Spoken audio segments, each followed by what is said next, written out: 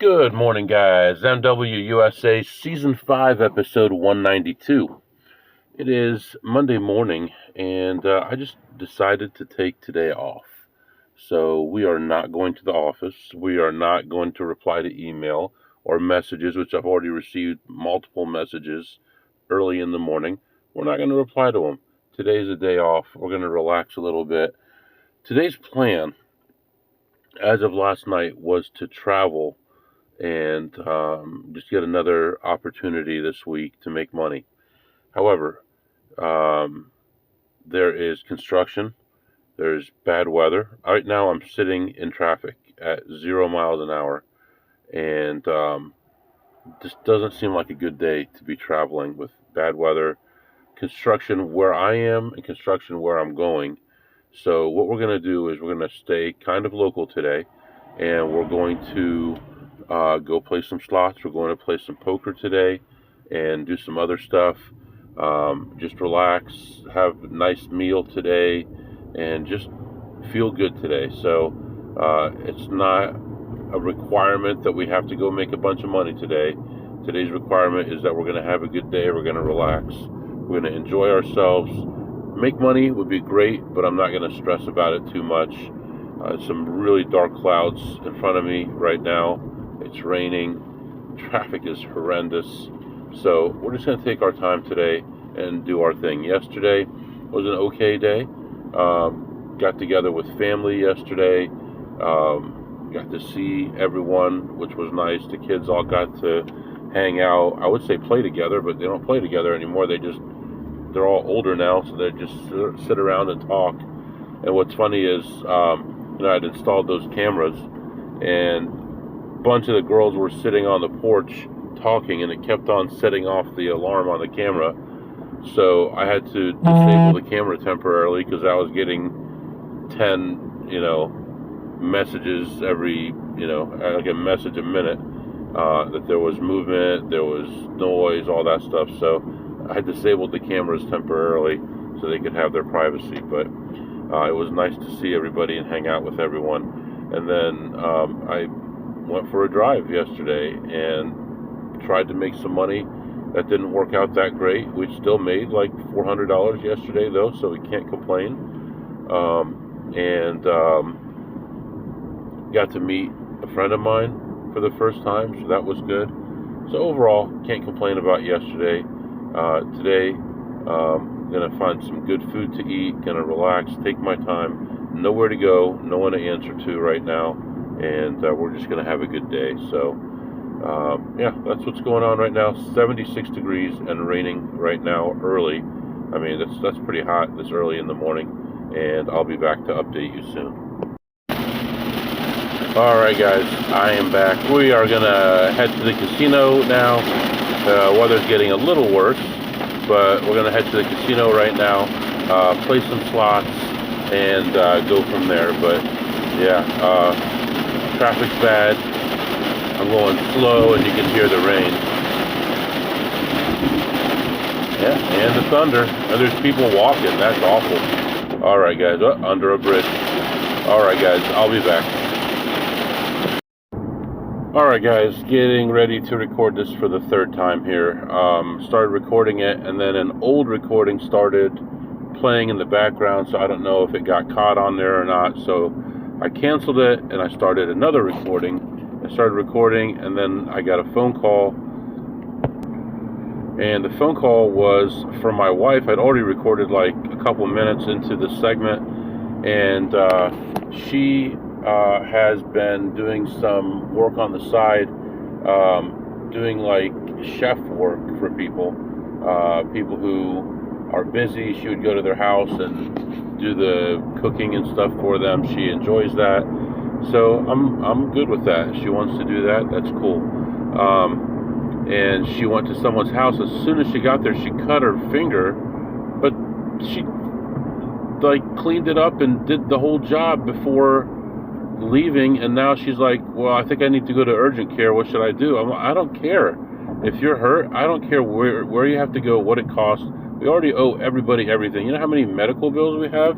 Having a bunch of kids and this and that, and this guy gets hurt, and that one hit that one, and that one fell, and that one feels shaky, and that one's got the flu or whatever it is, and so I'm not worried about it. Just go anywhere and get it taken care of. And I said, I'll meet you there. Just let me know where you're going. And she said, no, it's not that bad. I just want to go get it taken look at, and she'll probably get a couple stitches. She said it's her thumb, so it's a big area. So either that tape or some stitches. Hopefully the tape, because there'll be less of a scar. But whatever you got to do, if you're bleeding, just leave your work and go. I mean, come on. Kind of makes my story not so good anymore. So, well, here's my story. Jeez, that's awful. I go into this place, and it was raining the whole way to the casino. I get to the casino, the ground is dry. It's like, how like hell is hot, and it like heats up the area, and like the rain evaporated around it, and the ground was all dry. That's what made me think of. Anyway, I went into this place with a lot of confidence and feeling like today is going to be a good day. And within 10 minutes, maybe 20 minutes, I was thinking, can I get out of here only down 400? That's how bad it got. A lot of unexpected stuff happened. I walked in. First thing I find is $8 a spin, and I'm thinking, okay, well, it's in a good position. We should be ahead quite a bit. Let's go for it. Play the $8 a spin play. I didn't even take a picture. I made a profit of $30 on it, so that was horrendous. I go in the back area on one side. There's nothing there, and there's a almost maybe not really play, and you keep track of those because between that and the way people mark the machines, you can tell if someone's been there. But we'll come back to that. So I walk around to the other side, all the way to the edge, don't find anything, and then I see this machine. It's a newer machine. No one has exact entry points on it. The range is so huge. It's like the difference it's like 100% difference in range. So it's an enormous difference, and the machine, the jackpot moves very slow on it. So it's like, okay, so my entry point is between X and Y, which is such a huge range. There's no way it could be right, because there's no way. If the low end is right, then the entry point I came in at would be like 300% RTP, return to player. Anyway, I've been staying away from this unless it was at the higher end of the range, and I found one at the higher end of the range. I sit down, it's $2.40. I know it's a weird number, $2.40 a spin, and I start playing. And I've got a voucher for like 100 and something, 130, I believe, because I started with 100. And I was up 30 after that one machine. I lose that, and I put in another $1,000 into this machine, another 1,000. At the end, I finally put 200 just to make it an even, actually, another 900 total to make it 1,000 that I'd been in for the day. So I'm in for 1,000. I put the last 200 in together just to make it an even number in my head, so I didn't have to remember. And just barely into that, I hit, and I ended up getting up from that machine. Luckily, only down $400. So I'm in a terrible mood now. Walk around, find another machine that I can usually depend on. That's usually, when it's in range, I can make money. I lost like $8 on it. I'm like, you gotta be kidding me. And it was like $3 a spin. It was in good position, and I don't know if I've ever lost on that machine before. It's a really good machine, really rare machine. People don't understand it. They don't believe that it's anything. They walk by it, and I usually make money on it. Almost every trip I make money on that machine. So now I'm down a little over $400. I'm walking around. I find another play. I play that. Now I'm only down $200. I'm like, okay, you know what? I'm feeling good. If I'm down 200, I'm going to get out of here down 200 and just chalk it up to a small loss Everything's okay, nothing to worry about. Then I find another play. I don't know where these plays are coming from, because now I start seeing evidence that someone's been there. The almost plays are gone. The machines next to them are marked. So I know someone else is in there. And there were some bigger plays that I had left, like a $10 play that was kind of okay, but not the best, and some other things. And now I'm worried that someone's going to go take it if I don't. So I play this one game. I lose 100, and now I'm down like 3. And then I go to another machine, I play that, I make like $30. I don't know why I'm remembering this so well. And then go to the other side, and that one, it has a $10 play. And I'm like, yeah, so I'm down like $300 and something or whatever, $300. And I guess like $270 or something. Do I really want to play this right now? And I said, yes, I want to play it. At $10 a spin, I was in that machine for over 300 spins before it hit, and I was down as much as 1,000. Yeah, about 1,000. When it finally hit, and when it hit, it paid 1,300 on a line pay. 1,300. And well, not just a line pay, but anyway, $1,300, and I can't believe it. The waitress had just walked by. How's it going? Not very good. I'm down 600, down 700, and I get up from that machine up $314, and then I said, well, you know what? Now, no matter what, I'm good. I'm gonna cash out, and we'll start fresh with fresh money. And because I don't like having gigantic vouchers. I think that voucher was up to like $1,600 and something. Anyway, yeah, that makes sense.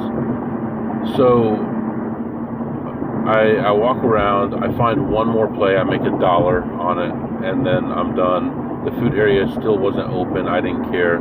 I ended up leaving amazingly ahead. $315. I just sent my friends a picture of the big loss I made, and I was all grumpy, and I ended up leaving ahead $315. So right now it's time to sign up for the list at the poker club. So I don't know what's going to happen with my wife. The poker club doesn't open for like 45 minutes, so maybe if she calls me, I'll go if she needs me. If not, then we go ahead and play. But it's time to get checked in here in a few minutes.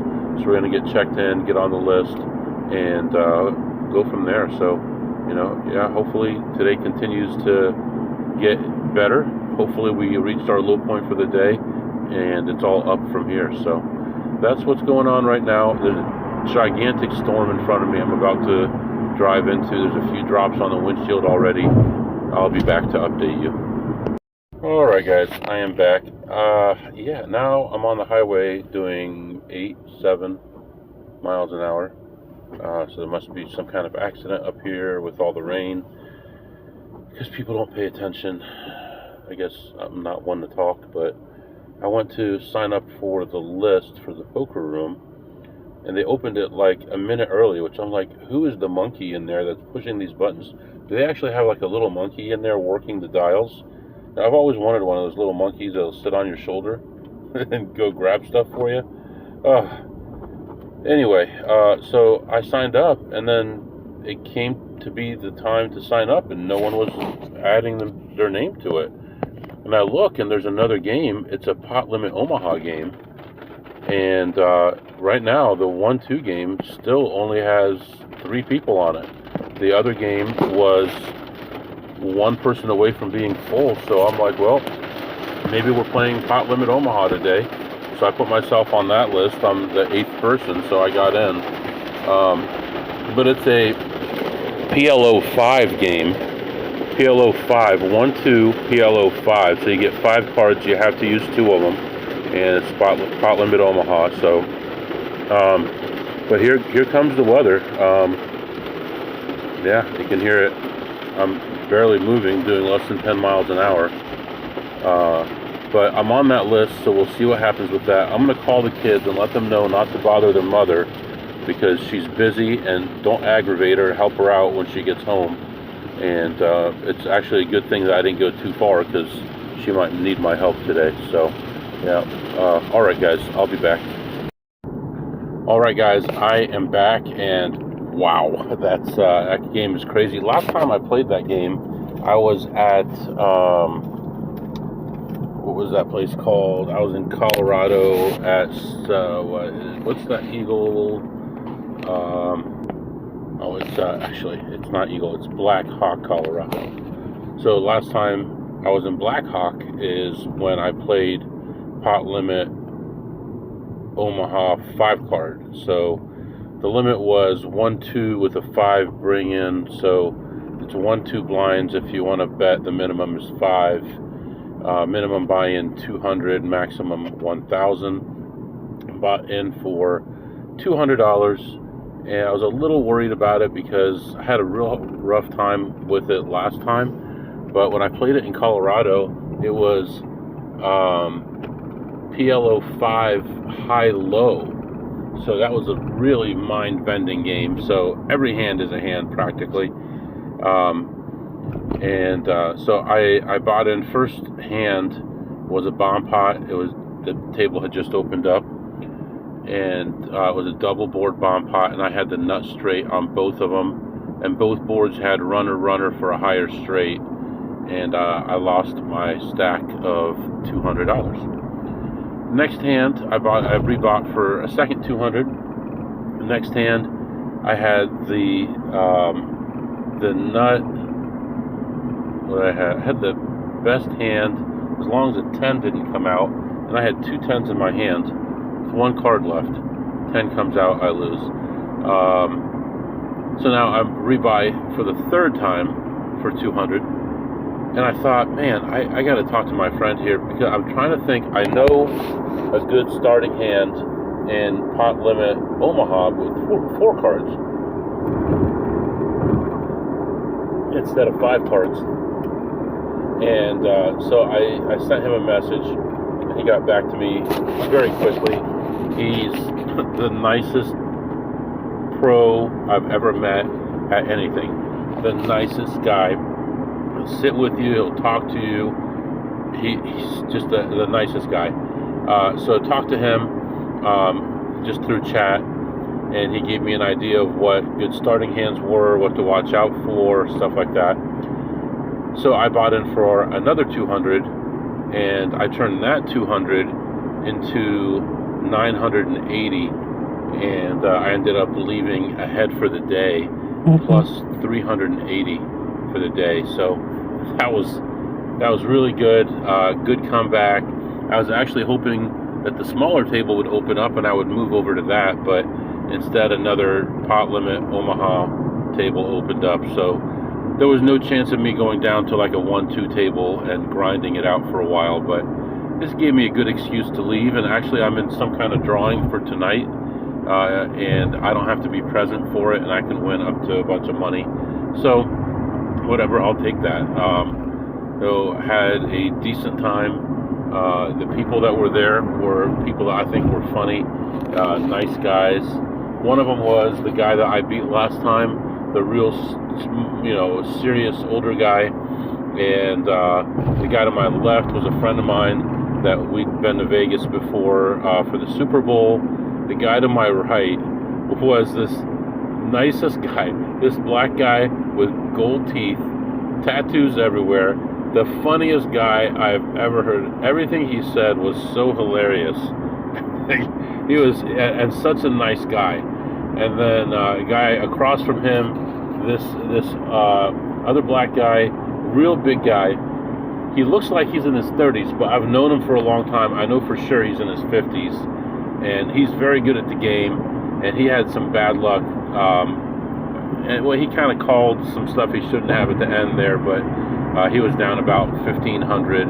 And then a young guy just getting started, didn't even know the game. And then everyone else on the table was pretty much pros. So luckily there was enough of a mix on the table that I had a chance. And we did see some pots some flops for the minimum. A lot of them for just $15. So it's not like the regular pot limit game that they have at this place sometimes, where you're not seeing the flop for under 100. Yeah, luckily the game was just right for me, for my skill level, for my learning level, and all that. And I was able to make some money, and I'm really pleased that that happened. I'm very thankful to my friend for giving me some tips about what good starting hands are and what to watch out for, because some of the things that you like in Pot Limit Omaha, you're not going to like here. So it's very interesting to learn these concepts. You know, maybe one day I'll play more different games. I used to play Badoogie and all these other things, but man, that gets so complicated. And if you're bad at everything, wouldn't you rather be good at one or two games than be average or below average on 10 games? So yeah. All right, right now we are heading back to the casino, and the temperatures dropped like crazy, because it was in the high 80s when, well, it felt like it was in the high 80s. I'm not positive, but it was raining and it was very humid and stuff. And right now it's like mid 70s, low humidity, sunshine is just coming out. All the clouds are nice fluffy clouds, but it rained like crazy, and there was lightning. I saw a bolt of lightning that was about 5 seconds long. So yeah, it was a pretty crazy start to the day. Let's head back to the casino. I do have free food there. I doubt that I'll use it. Maybe use it tomorrow, and we'll go from there. So that's what's going on right now, and I'll be back to update you soon. Alright guys, I am back, and actually that was pretty awful. It was pretty awful. I walked in, I found 3 plays on the first machine I checked. The 2 lower ones made me a total of $10, and the third one I lost 130, 140, somewhere in there. Walked around, looked at some other stuff, couldn't find anything good. Played a game and lost over 500. Now I'm down like 700, almost 700. Looking at other stuff, and it's like I got stuck on these couple machines, and they wouldn't pay out, and they were just like, no chance, not making money. It's not getting to the end game. Nothing's happening, and it's taking forever. I racked up about $10,000 in coin in there, maybe slightly more than that. And I was ready to leave. I had made a bit of a comeback, and I was down about 350 or so, and I was ready to leave, and found one more, and still ended up losing, but a lot less. I ended up leaving that session down $135, but really I was perfectly fine. Even at 300, I'd made a good comeback and was looking fine, and got stuck on a couple small plays, which are really aggravating when you're down 600 or 700 and you're playing something for 80 cents or $1, and it's taking 20 minutes to play it, and you're like, my EV on this, my expected value is like $13 on this thing. I'm down 700, and it's taking forever to hit. That gets kind of frustrating, but we do what we have to do. So minus 135 there, and just was reminded that today we have to go meet the kids' teachers. So we're going to do that. There's no time to stop at home, so I'm going to go straight to the school, which is way over an hour away from here. So going straight there right now. I should get there a few minutes early, and then we'll do that tonight. We'll head home and relax, and tomorrow will be a new day. So anyway, that's what's going on right now. I'll be back to update you. Alright guys, let's do some segments. This is the 1776 countdown, where I count down the top 1,776 reasons why I love the United States of America. Back when we talked about Washington, D.C., we talked about the National Mall. We really didn't talk about the World War I Memorial. I want to talk about that today. The World War I memorial honors the 4.7 million Americans who served in World War I. 116,516 Americans died in World War I. This is not a typo. 116,516 Americans died during the war. The memorial is on Pennsylvania Avenue, and it was officially designated a site. The memorial was officially put into place in 2014, and the centerpiece is a big 58-foot long bronze relief sculpture. There are police reported ahead. Sorry about that. Put that off. And what that sculpture, that relief shows is an American soldier's journey from leaving home through combat and then returning home. And the memorial includes a statue of General Pershing and a peace fountain. And interestingly, before this was dedicated, it was just the Pershing Memorial that was there, which was dedicated in 1981. And just a few short things about World War I. It lasted from 1914 to 1918, and the immediate cause, although there was other conflicts and things going on, the immediate cause was the assassination of Archduke Franz Ferdinand of Austria-Hungary in 1914. So the war was mainly fought between two major alliances, the Allied powers, which was France, Germany, Russia, and Italy. Kind of strange, right? And eventually the United States. And then the Central Powers, which was Germany, Austria-Hungary, the Ottoman Empire, and Bulgaria. And I mean, the Ottoman Empire, founded in 1899, guys. 1299, and lasted until 1922. Although I would probably argue even later than that, probably about 5 years later than that.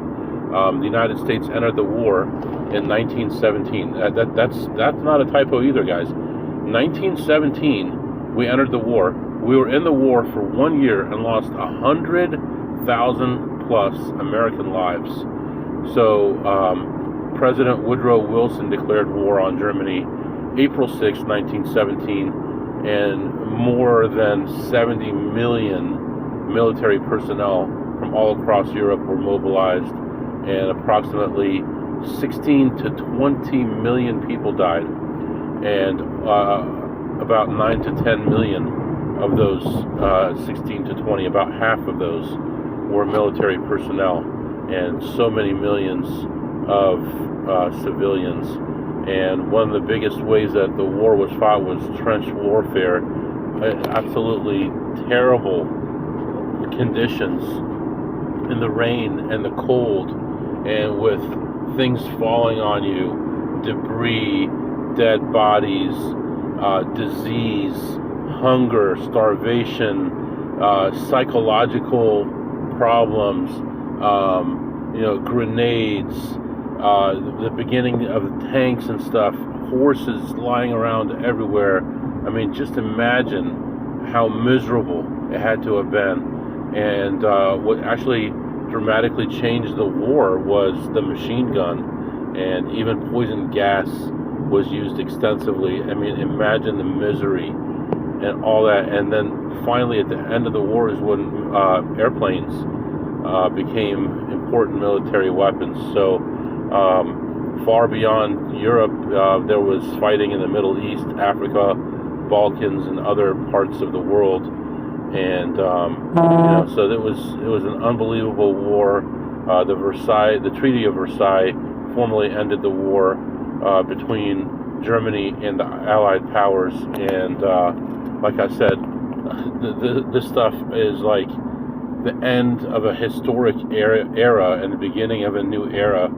And then eventually in the 1940s, things look more like what they do now. But It was amazing the powers that were involved back then and the amount of misery. And when I was a kid, there were still a lot of, well, not a lot. There were World War I veterans still around, and we talked about them like we do about World War II veterans now.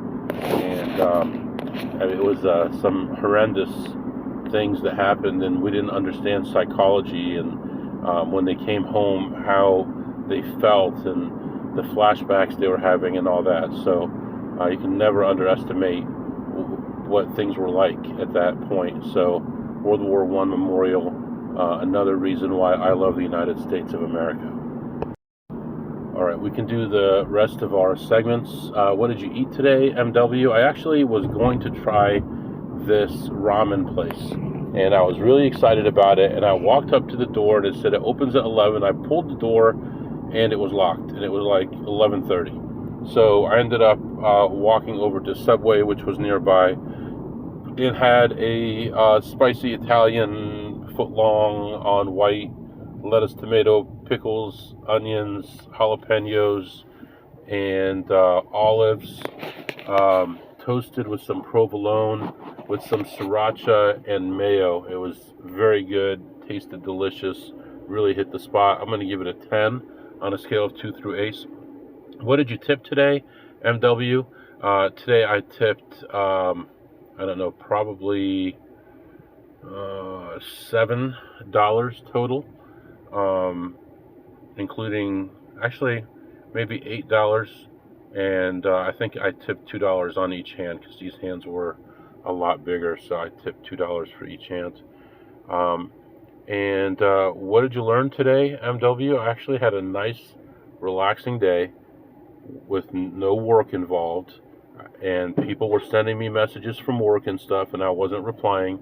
I had my automatic replies on, so if they didn't see that, too bad for them. I will reply to everything tomorrow.